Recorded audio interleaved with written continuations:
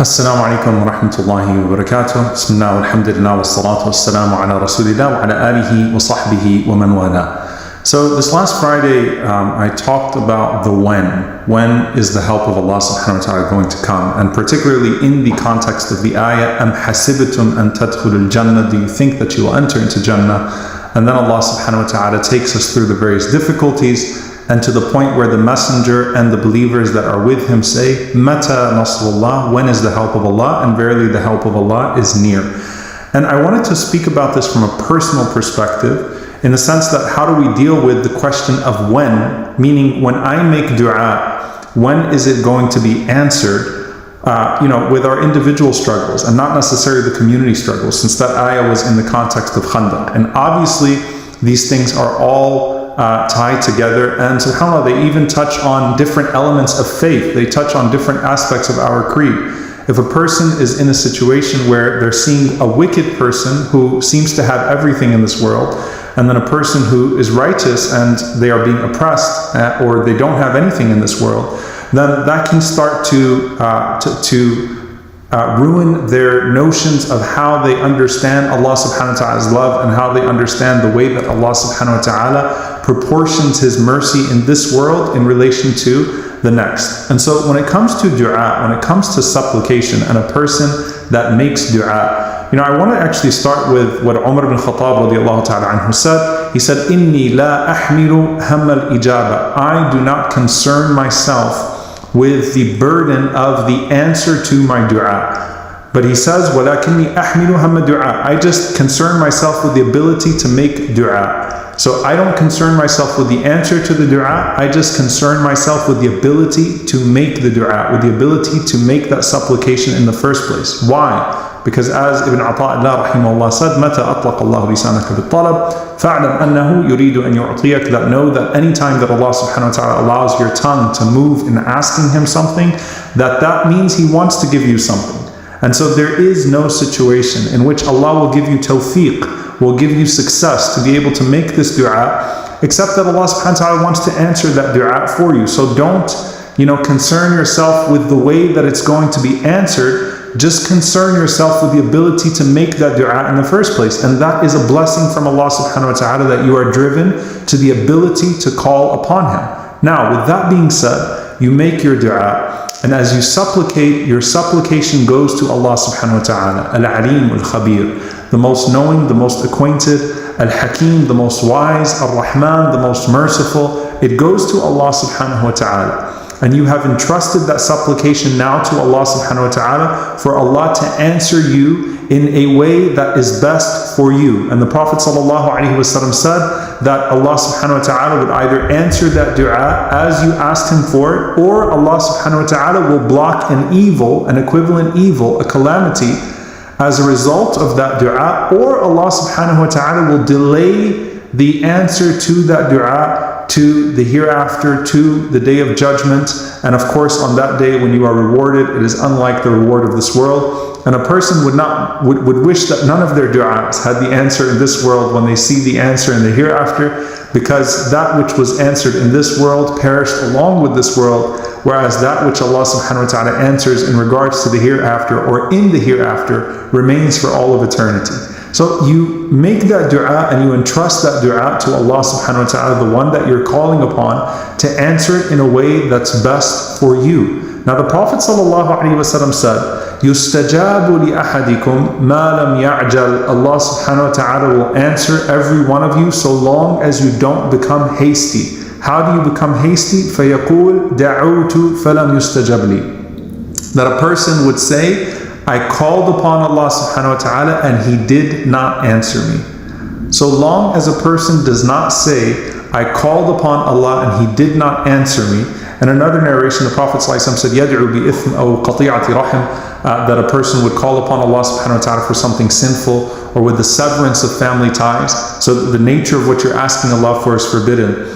But in this regard, you've asked Allah subhanahu wa ta'ala, you have taken all of the precautions and fulfilled all of the prerequisites to approaching Allah with that dua. Do not say, دَعُوتُ فَلَمْ يُسْتَجَبْ لِي. I called upon Allah and He didn't answer me. He did not answer my dua. When you do that, no matter how the dua has transferred, it's left your heart, it's left your tongue, it has gone to Allah subhanahu wa ta'ala, and the Prophet ﷺ said, your Lord is too shy for you to raise your hands and for Allah subhanahu wa ta'ala to allow those hands to come back down completely empty and unfulfilled. Allah is too shy. Allah is too shy, subhanallah. He's too shy for you to make dua and to come back empty-handed. So you made that dua and you sent it to Allah subhanahu wa ta'ala, and then you say, Da'utu falam yustajab li. I called upon Allah and He did not answer me. At that point, no matter how the dua is operating, it becomes completely irrelevant and it becomes completely ineffective.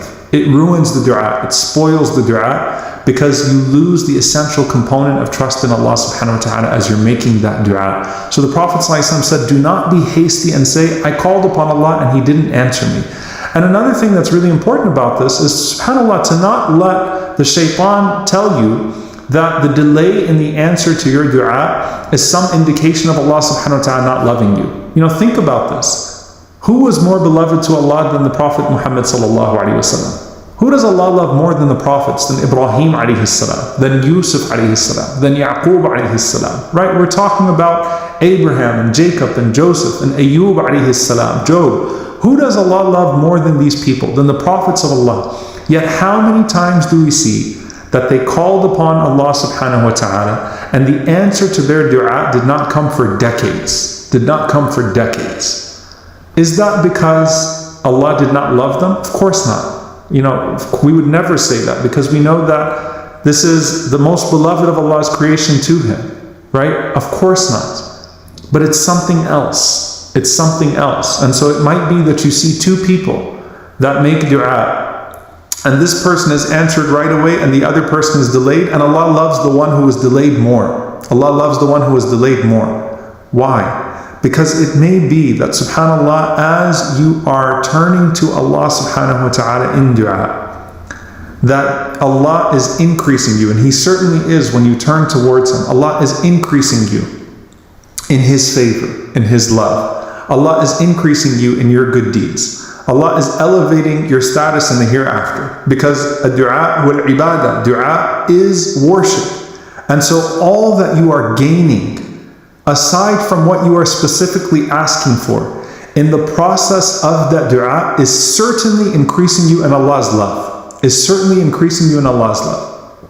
And what more could you want than that? Right? What is greater than that? As you're going to Allah subhanahu wa ta'ala, and Allah subhanahu wa ta'ala is increasing you in His love, as well as responding to you in a way that is most befitting to you. And subhanAllah, that is a precious jewel that that we take every time we turn back to Allah subhanahu wa ta'ala in dua.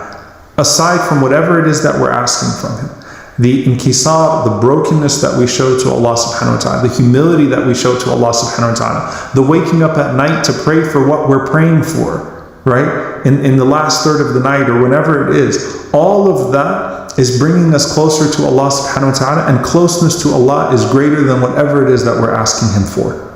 So the Prophet ﷺ said, do not be amongst those people that send a dua to Allah subhanahu wa ta'ala who is too shy to reject it, but then they render that dua ineffective themselves by closing the possibility, by saying that that dua is not going to be answered by Allah subhanahu wa ta'ala, that dua has not been answered by Allah subhanahu wa ta'ala. Once you make dua to Allah subhanahu wa ta'ala, leave the answer to Him subhanahu wa ta'ala. And again, imagine on the Day of Judgment, those du'as that Allah delayed for you to answer you there, and to give you a bounty that was too great for this world, and to give you in a place that is everlasting rather than a place that is temporary. And you say, subhanAllah, this was greater than whatever it is that I could have wanted in this dunya.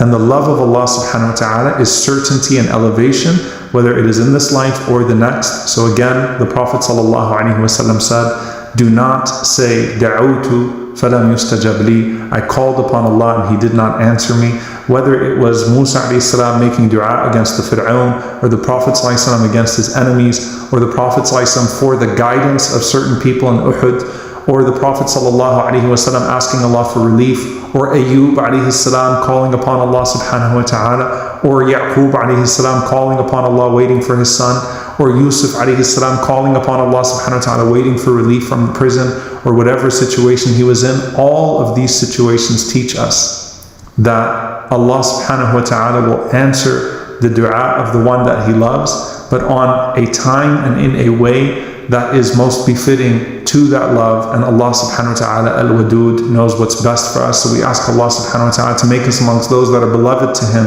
And we ask Allah subhanahu wa ta'ala to make us amongst those that are always turned back to him in dua, in a state of brokenness and humility, and in a way in which we are always elevated in this life and in the next. May Allah subhanahu wa ta'ala gather us with the Prophet sallallahu alayhi wa sallam in Jannat al-Firdaus. Allahumma ameen.